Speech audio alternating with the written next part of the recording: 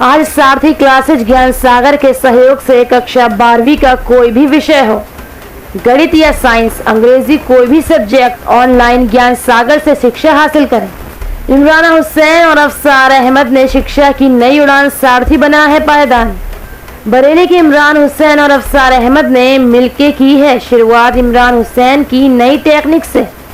किसी भी कारण से नहीं रुके शिक्षा की रफ्तार, इस रफ्तार के साथ ही बने। डिजिटल डिवाइस और ऐप के माध्यम से देश के किसी भी कोने में बैठे स्टूडेंट को उसके सब्जेक्ट के रिजल्ट सवाल का जवाब देता है। सारथी 10-12 के बोर्ड एग्जाम के तैयारी कर जिम्मा लिया है। सारथी क्लासेस ने अब बस ज़रूरत है समाज के जागरूक लोगों की, जो सारथी के टीचर की मदद करें।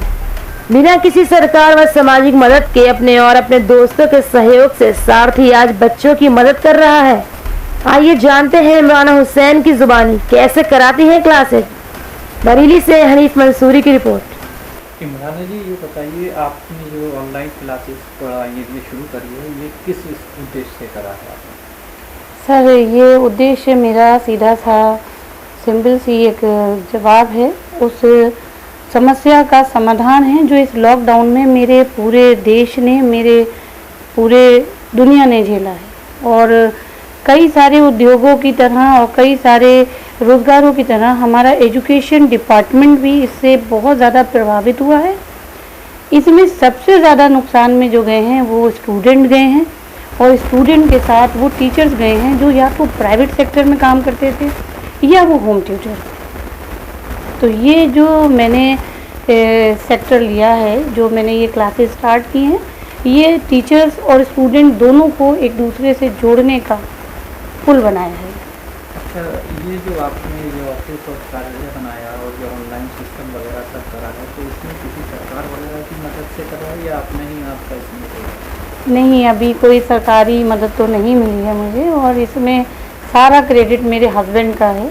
उन्होंने मुझे काफ़ी बूस्टअप किया, और जब मेरे साथ कुछ टीचर्स आए और अपनी समस्या रखी उन्होंने, और मैंने अपने हस्बैंड के सामने ये बात रखी, तो वो बोले ठीक है, आप आगे बढ़िए और मैं आपकी हेल्प करता हूँ।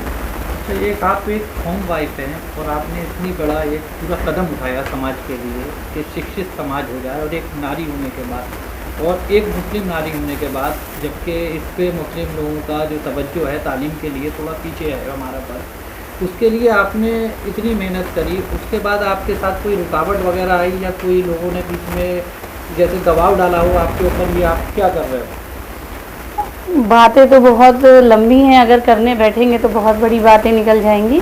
बात अगर हम ये देखते हैं कि एज अ वुमेन, एक औरत होने के नाते ही हम 2 दर्जे पे हैं, तो आधे तो हम वहीं फर्स्ट हो जाते हैं। लेकिन एक बात आती है कि बात अगर मुस्लिम विशेष तबके की जाए, तो ऐसा नहीं है कि मुसलमानों में एजुकेटेड औरतें नहीं हैं या महिलाएं नहीं हैं। बस हाँ, कहीं ना कहीं ये बात है कि जो उलमाए दीन हैं, उन लोगों ने हमारे लिए कुछ ज़रूरत से ज़्यादा बाउंडेशंस बना दी हैं, जिनको हमें पार करने की बहुत ज़रूरत है।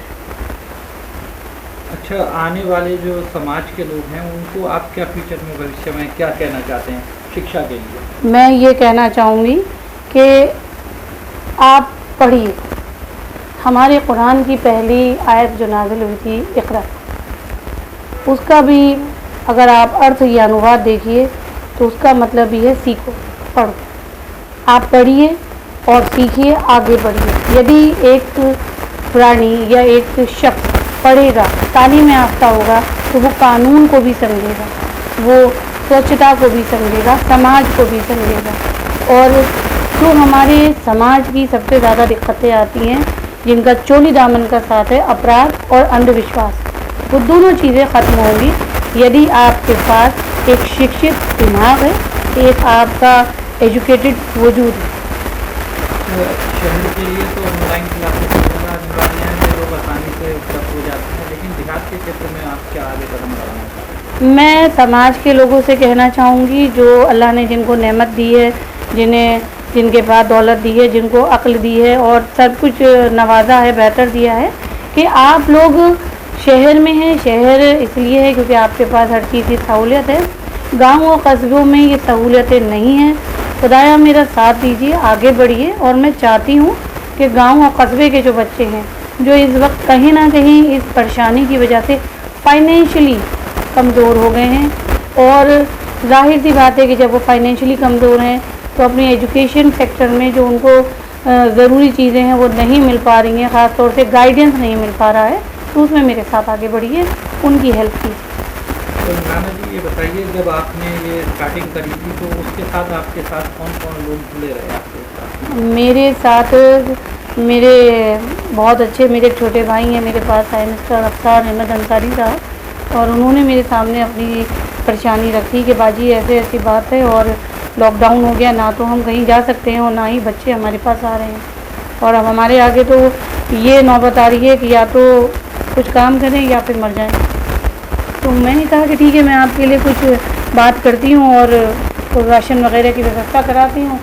तो जो बात उन्होंने कही वो मुझे बहुत ही गहराई तक उसने मुझे झंझोड़ दिया कि बाजी हम टीचर्स हैं, हम बेगर्स नहीं हैं, आप कुछ कर सकती हैं तो ऐसा एक कुछ निज़ाम बना दीजिए जिससे कि हम अपनी तालीम से एक हलाल रोटी कमा सकें।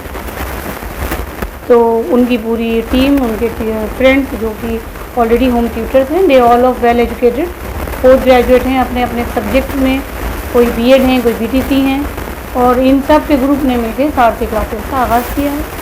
शुरू में जब आपने क्लासेस स्टार्ट करी तो शुल्क वगैरह रखा या फ्री ऑफ कॉस्ट ही? हाँ, शुल्क की बात अगर हम कहते हैं तो काफ़ी हम लोगों ने जब देखा सोचा कि भाई क्या होना चाहिए, तो जैसे कि आप सबको पता है कि अगर हम 12th की बात करते हैं तो कहीं पे 800, कहीं पे 1000, कहीं पे 1200 तक है पर सब्जेक्ट पर मंथ। लेकिन हमारा ये कहना था कि लॉकडाउन में माँ बाप के पास कुछ नहीं है, जैसे हमारे पास नहीं है, स्टूडेंट के पास भी नहीं है, तो शुल्क ऐसा होना चाहिए जो उन्हें देते हुए भी दिक्कत ना हो।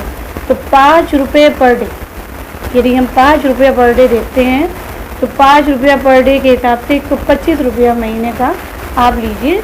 अगर कोई बच्चा दे सकता है तो दे, और नहीं दे सकता है तब भी वो पढ़े।